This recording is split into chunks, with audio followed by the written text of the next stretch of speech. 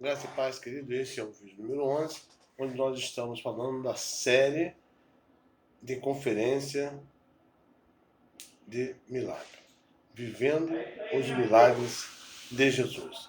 Então, conforme nós falamos no vídeo anterior, que a Bíblia fala que aquilo que os olhos não viram e aquilo que os ouvidos não ouviram e nem ao seu coração chegou é o que o Senhor tem preparado para você.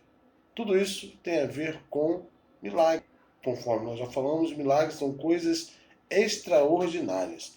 Para você viver coisas extraordinárias, porque o cristianismo, a palavra de Deus, ela vem para nos oferecer coisas extraordinárias.